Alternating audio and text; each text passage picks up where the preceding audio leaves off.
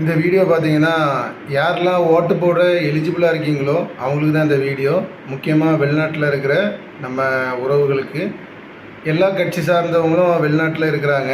இப்போ ரீசெண்டாக ஒரு தம்பி வந்து ஊருக்கு வர்றதுக்காக என்கிட்ட கேட்டிருந்தாப்புல, என்ன ஓட்டு போட ஊருக்கு வரணும் அப்படின்னு சொல்லிட்டு கேட்டிருந்தாங்க. அப்போ நான் சொல்லியிருந்தேன், வெயிட் பண்ணு, உன்னோட ஓட்டர் ஐடி நம்பரை கொடு, அதில் ஓட்டு இருந்தால் மட்டும் நீ டிக்கெட் போட்டுருவா அப்படின்னு சொல்லியிருந்தேன். அவரும் டிக்கெட் போடுறதுக்கெலாம் ரெடி ஆகிட்டார். அப்போ அவரோட ஓட்டர் ஐடி நம்பரை நான் இதில் அடித்து பார்க்கும்போது அவரோட ஓட்டு வந்து அவருக்கு உறுதி செய்யவில்லை. அவர் வந்து எஸ்ஐஆர் ஃபார்ம் எழுதி கொடுக்காத காரணத்தினால அவருக்கு வந்து ஓட்டு வந்து இல்லை. ஸோ இந்த தகவலை அவருக்கு நான் ஷேர் பண்ணேன், நீ டிக்கெட் போட வேண்டாம் ஊருக்கு வர்றதுக்கு, ஏன்னா உனக்கு ஓட்டு இல்லை அப்படின்னு சொல்லிட்டு. ஸோ நிறைய பேர் இது தெரியாமல், ஓட்டு இருக்கா இல்லையாங்கிறது தெரியாமலே நிறைய பேர் டிக்கெட் போடுறதுக்குள்ள ஒரு ஏற்பாடாக பண்ணிகிட்ருக்கீங்க. நான் என்ன சொல்ல வரேன் அப்படின்னா, உங்களோட ஓட்டர் ஐடி நம்பரை கொடுத்து செக் பண்ணி பார்த்துட்டு ஓட்டர்ஸ் இருந்தால் மட்டும் நீங்கள் வந்து ஊருக்கு வரலாம்.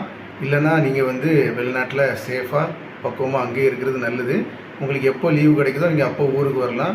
ஓட்டு இல்லாமல் நீங்கள் ரிஸ்க் எடுத்து ஊருக்கு வர வேண்டாம் அப்படிங்கிறது என்னோட ஒரு ரிக்வெஸ்ட்டு. ஸோ ஓட்டு இருக்கா இல்லையாங்கிறத கன்ஃபார்ம் பண்ணிக்குவாங்க. ஸோ இது எல்லா கட்சிக்காரங்களுக்கும் பொருந்தும் அப்படின்னு நினைக்கிறேன். ஸோ முடிஞ்சால் அவங்களோட ஃப்ரெண்ட்ஸ் அண்ட் ஃபேமிலிஸுக்கு இதை ஒரு அவேர்னஸாக அவங்ககிட்ட கேட்டுக்கிட்டு கன்ஃபார்ம் பண்ணிவிட்டு ஊருக்கு வர சொல்லுங்கள். நன்றி.